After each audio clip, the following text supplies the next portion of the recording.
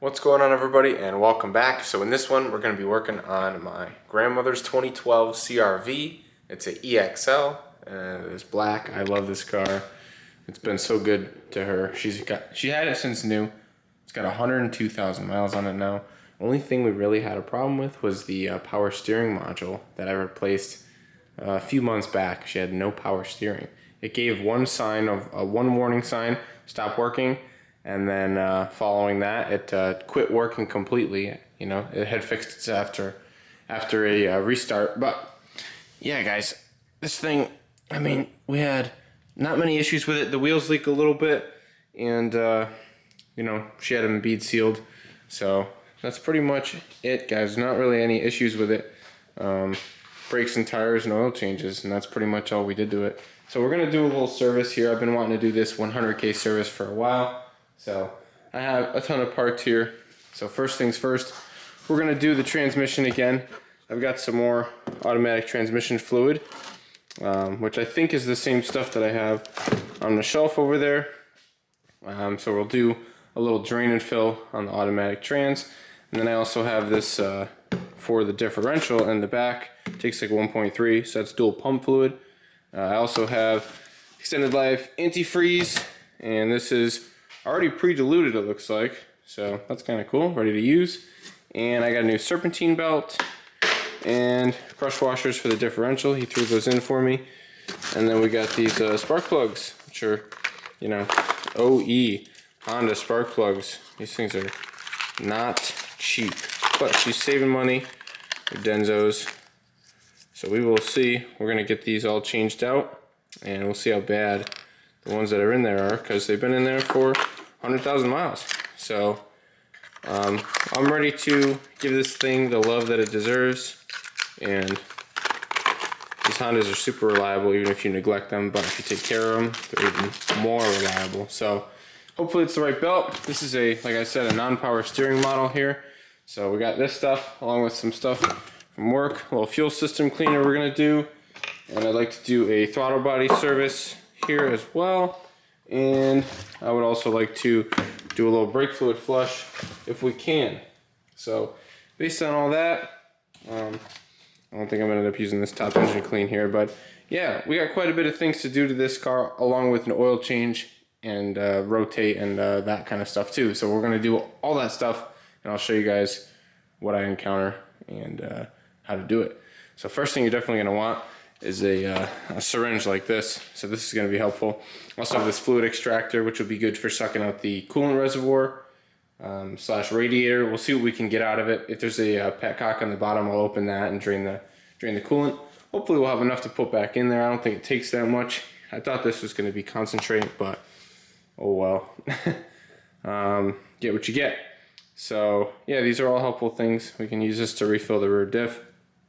It's going to take a while, but it's worth it. I had a bigger one at work I should have brought. But yeah, so that's it. Let's get started. So what I've got draining here now is the transmission fluid.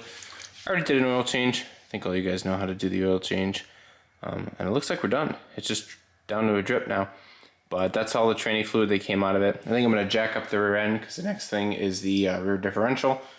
The transfer case on this is actually part of the transmission. The parts guy looked at me like I had two heads. He's like, what? I don't know what you mean. It looks like it's going down in the shield now instead. So it's coming down out there. So we do have a slight seepage going on from something. Not sure what.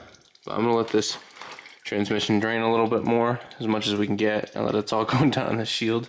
Probably should have capped it off, but that's okay. I might jack the front end up a little bit and see if we can jack the rear end up a little bit. And I'm going to check on that seepage, see where that's from. It doesn't really look like it's bad, so I don't think it's a big deal.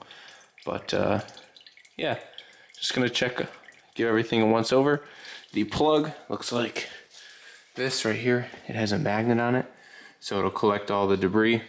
You can see, we'll wipe that debris off here. There's not that much on mine because I did a service on this. She had a torque converter shutter, and I did a fluid change and I fixed it. So I figured, why not do another? I already have some fluid, and we're doing all the other service. So now the magnet's all nice and cleaned off, and we can put that back in. It's ready to catch some more metal. but it had a lot on it last time, I think, but this time it's much better. So yeah, we'll just put in pretty much what we took out. I'll look up what the spec is for the fill capacity, and we'll just fill it in from the top along with the oil when we put it back, or when we jack the rear end up. Maybe we'll do that stuff so we don't forget. So yeah, that's it for the tranny fluid service. It's pretty simple. So you'll see that plug. It's just a 3/8. Just a 3/8. It's right here. You got to take this little shield down, which I have over here. So this little shield's held in by a couple of Phillips screws, and you'll take that out, and you go right for this guy here where you see the hole, and then it'll drip all in the tray. So yeah, it's I think it's always good to change tranny fluid. It's not as easy to change filters on these types of transverse engines, but at least if you change the fluid, you get some new fluid in there that's not overheated and has better lubricity. And when you do drain and fills like this, you don't necessarily get all the fluid, so it's best to do it multiple times, I would say. But it's always best to keep up with your maintenance from the beginning. So if you have an old transmission, they say it could break it, but we had a problem with this one, and it had a lot of miles on it, never been changed, and it actually fixed the problem. So it's worth a shot if you're having a torque converter shudder or something like that. Maybe the fluid is old and contaminated. So yeah, anyway, time to add. So I got the dipstick out. That's this guy right here, and he lives somewhere over here between the battery and the intake pipe. I got a nice big funnel in there. So we have found my old fluid here that's been sitting around. So I'll probably add all 3 of these, because the amount I sucked out, it's nice to be able to measure what you took out. And I had this extractor. I had drained it in the pan, but then I sucked it in the extractor just to measure and see. I just like to have a ballpark of what I should be adding. So this is a 3-quart or 3-liter line right here. It's measured by liters. So 3 liters is over 3 quarts. This is 4 liters up here. So 3 liters is over 3 quarts. So we're going to be looking at like 3 1/4 quarts. So I got like 3 quarts right here. These are 946 milliliters. So we're missing about, not so hot at math, 54 milliliters on each of these. So that'll total up to like 150, 160 something milliliters that we're missing, which we'll get from here. And then it's still over that. So we should be fine and have plenty, but I'm gonna, for starters, just add these 3, and that should put us in a good spot to where we can run the vehicle, get it to the hot line, and then add some to get the level perfect, because I'd like to set the level again. So we'll take it for a rip, and then we'll set the level after. So yeah, happy with what we got going here. So I'm gonna start adding a few quarts of this, and I'm gonna add the oil too. So I'll just get going on all this stuff, and I'll show you guys how much it takes. So I added my 3 quarts of tranny fluid. Now I'm adding my 4 quarts of oil. And it may need a little bit of oil, but I'll start it, run it after we set it on the ground, and we'll check the oil level. Other things I'm gonna do, like I said, differential. So I think I'm gonna pull the rear wheels off and shuffle them up here to the front in some fashion, put them somewhere, because I think I might try to brake flush too. It's never had that done, I don't think. So we'll just gravity bleed it for a while. We'll let one drip at a time into my drain pan. The radiator, I guess maybe I'll wait to do the coolant for a little while since it's still kind of hot. Got a little pressure in the cooling system. So I'm just gonna head to the back now, pull the rear wheels off, and start messing with the rear differential. All right, so here's the rear diff. The drain plug's right next to that little plastic thing that's bolted on there. So I pulled out the fill plug first, which is always a good idea. So that guy's over here. You can see, if I move the light, try to get it in a good spot. But that's where the fill plug is right here. So that's where you would add it to that level, and once it drains all the way out, you always want to make sure you get the fill plug full first, because you always want to make sure you can get the fill plug out first, because if you can't get it out and you drain all the fluid out, you're probably in trouble. So, sometimes they strip, you never know, you might think it's fine, and then all of a sudden you strip it and you can't get it out and you gotta use a chisel. And Don't ask me how I know. So yeah, we'll just let it drain until it's all out, and then we're gonna put the drain plug back in there, and I'll go ahead and use my syringe to squirt some new fluid in there.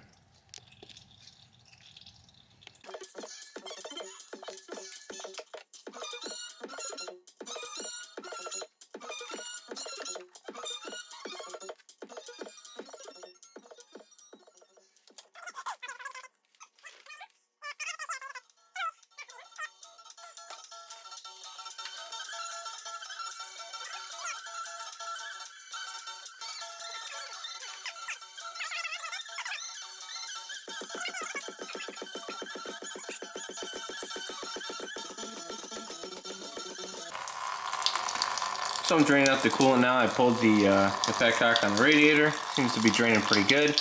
Loosen that up, and it's nice. When vehicles have a petcock, you can just drain it right out of the bottom. It's really nice. A lot of GM vehicles don't have it, and I just don't get it. But yeah, so we're at least going to change the coolant in the radiator, and we could run it a little while and drain it again maybe if we're trying to get crazy. But I think as long as we get some new coolant in there, some new lubricity, we should be okay. I don't know what this says here for life here. Long lasting, 5 years or 60,000 miles. So, you know, we definitely got our use out of this stuff. So we'll try to get as much as we can. I'm gonna take the reservoir right here too and pull this hose out of here and suck this reservoir out. And I don't know if a lot of them lift off like the older style. Oh, yep, gotta lift it off. So I'll just dump this guy out too, and we'll add that to the mix, and we will top this reservoir off with our new coolant after we're done filling the radiator. Hopefully we got enough. We should. So that's a good, you know, little flush there, and I think that'll be, you know, that's all we can really do. We could drain the engine out too somehow, I guess, but it's not really that necessary. I could pull hoses off, but I think we'll be just fine with just a little swap. Oh my god, guys, this is going forever. I hope I'm gonna have enough here. I think I have some more coolant somewhere. Just gonna let it keep going. I'll get out as much as I can. Turns out opening the radiator is like banging. I got everything out of here. So this thing is draining big time. So we got 1 gallon here, 3.78 liters. So we're gonna have pretty much a gallon right there. So we're definitely gonna, you know, have all of that. Hopefully we can top the radiator off. And I may even have to get some more of this stuff, but no big deal. We'll figure it out. So I guess I got to start pulling the valve cover off here. We got to get the bolts off. Well, I'm not going to pull the whole valve cover, just the valve cover where the coils are underneath. So I'm going to start pulling that off. It might be better once we got this thing lowered down to the ground here. So I'm going to see about getting it lowered down and a little bit easier to work on. So maybe I'll just lower the front end for now. And I'm just gonna keep listening to some of this coolant. It already made me head to pee, so. And maybe in the meantime I'll suck the brake master cylinder out. So we'll just pop this cap off. If you gotta take this guy off here. Yeah, there's just some clips here. I think it just pops up. As long as I don't break it, pops up, and then you can pull your cap off here, and we'll see if we are allowed access. There's like a float in there, but hopefully we can pull that out and we'll be able to suck the master out and put some new fluid in there. And this is, gotta confirm here, use only .3 or .4 brake fluid. Okay, so .3 or .4, so that's good. And we got .3 here, so that should work great. So we got a nice brake flush going on here. We got pretty good flow coming out of this rear caliper. So I've been running this guy for a little while here, and I think it's time for me to shut him down. So I'm gonna just tighten this up here.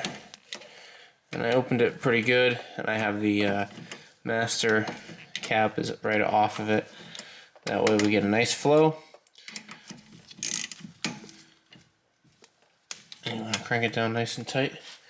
And then I usually wipe it all off, and then we can check for leaks later and make sure we don't have any more fluid or drips. And then we'll put our little cap back on here, and move on to the next wheel. So just let it drip for a while. And we got some fluid out. Pretty nasty looking brake fluid, honestly. You know, it's all green and everything, but that's how brake fluid gets when it gets debris in it and when the air gets in it. So you want to make sure that you don't let that go too long, because it does collect moisture and it's something that we should be changing. So let's go ahead and do this side too, and we'll flush starting in the rear usually, and then we'll move to the front. However much brake fluid we have, we're going to use, and we'll get as much new fluid in here as we can. I also wanted to show you the serpentine belt. So here's the difference. On the right is the old belt. You can see all the grooves and how deep the grooves are. Like the V's kind of dig into the belt, and they end up, you know, making their way through it. It's not the worst thing in the world. This belt is not that bad, but the new belt definitely looks a lot better. And you can see that when you're in here, it rides on the flat spots of these pulleys. So if you're digging all the way in there, it's still making good grip, but you are worn. So at 100,000 miles, I think we got our use out of this belt. So we're gonna change it. That's pretty awesome that the belts can last that long. So I got the right front wheel is dripping right now. I'm trying to position you guys here so you can see inside of the throttle blade here. Not like that, maybe like this. All right, and essentially, if you look in there, it's all dirty. It's not that bad because I think I've done this before, but you see the black line around this blade down there. You might be able to see it better if I do one of these. It's, like I said, it's really not that bad in here. I've seen a lot worse, just because I think I might have cleaned this already. But it does get kind of dark in there behind the blade. I'm sure you guys can see it. So what you do, that's what this carb cleaner stuff's for. Spray a little on a rag. And then you go in here. It'd be hard to do without blocking the camera, but pry the blade open and just sort of clean it all out, and you'll get all that stuff and clean it out of there. And what that's going to do is allow the throttle blade to not stick. A lot of vehicles have a throttle body compensation for this, and they'll actually have to crack the valve to, you know, open the valve more, because this carbon builds up so much. So it's good to clean this off. And then I know on GM vehicles they actually have a reset. It'll eventually learn, but on GM, if you do the throttle body reset, sometimes you fix some concerns.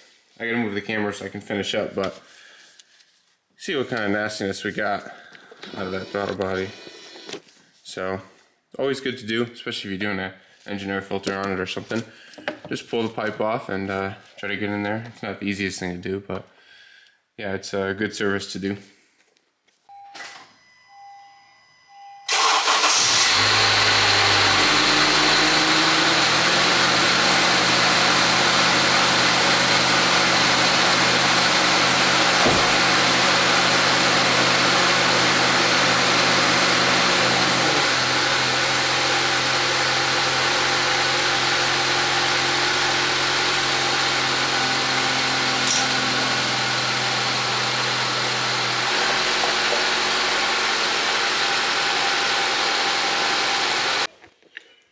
So the procedure for checking the transmission fluid, guys, it's like, you know, they say you gotta start it, idle it, and then like rev it to 3 grand until the cooling fans come on, and you gotta like turn defrost off so they're not like rapidly switching. But you turn it on, crank it to 3 grand until the fans come on, and the fans shut off, let it idle for a sec, and then turn it off, and then you're supposed to check with it off. So a lot of vehicles you check the transmission fluid with it running. Honda, I guess this particular vehicle, or maybe all Hondas, I'm not sure, but it's different. You have to have it off and warm. So basically I road tested it. I knew I had about the right amount in there, road tested it, and then I ended up dumping, I was at the bottom of the hotline, so I ended up dumping about this much. I think I'm just gonna put a little bit more, just for good measure, you know. Just, I think that's pretty much all I need. Just being really crazy at this point. But yeah, so once that drains down, I'll show you guys. But yeah, you just pull the dipstick out, and you're looking to be, I don't know if you guys can see that right there, but it's basically, it kind of can get skewed because of the reading. You see where it's shiny up top, but there's an area, there's a gap in between the two dots. Sorry, it's hard, it's not focusing, but there's a gap in between the two dots there, and then you can see that it's shiny down at the bottom, right under the top line. So I just put a little bit more of a splash, but their dipsticks are hard to read, especially when you use the same tube to fill it, because the whole tube gets full of tranny fluid. So after you fill it, you gotta stick it a few times, keep wiping it off till you get a lot of that fluid out of the dipstick tube, because it'll just keep throwing off your reading. So just don't be afraid to stick it like 10 times. When I do them at work, or when I do like an express van, like the bus, it's like the dipstick's literally like 6 feet long. So when you're like pulling all that out of there, it just keeps getting all nasty. Just stick it like 10 times. Better off being extra sure that it's all good than, you know, having an issue. So we'll stick this guy one more time. So that's really it, guys, for this service on this 2012 Honda CRV. She took it, she's down the road, and we'll hear back from her later on and see what she thought of it. But I think it came out great. No problems, really. Everything went smoothly. A little seepage from the axle seal on the driver's side, but it is what it is. It's not really even dripping yet, so I don't think we have to address it yet. We'll wait until it drips. But did just get something worked out on my Civic, guys. I got this weather strip here. My window would like fold the strip over, and it would be like open this whole top section, and it would just buff it right in my ear. But now I got a new weather strip I found at the junkyard on there. Hopefully this little kink here doesn't develop into anything. I'm just gotta keep an eye on it, make sure you don't kink it and leave it like that in the sun or whatever. It just wrecks the molding. So hopefully this weather strip holds up. Thinking about getting the windows tinted now that that's all situated. So I think I might take it in. I just wanted to make sure that the windows were good and I wasn't going to scratch the tint going in and out with the window. So as long as I can rock this for a couple days, I'm going to get them all tinted, I think. So I'm pretty excited. Everything came out really nice. Then I epoxied the door back together too. It looks a lot smoother up here. This thing was all hammered. Somebody smashed it. There's a little wrinkle right here, but you guys can't even see that. I'm willing to get over that. So anyway, I'm excited to see if this thing sounds quieter in the cab. And yeah, so I'm pretty stoked. Anyway, thank you guys for watching, and hopefully you guys can stick around long enough to see this one need a 100K service. That's Mom's right there. She only got 25K on there. So we're probably ready for a 25K. Maybe do a little something on that thing too. A little throttle body service. And yeah, anyway, we'll do some more maintenance soon. Thanks for watching, everybody, and peace.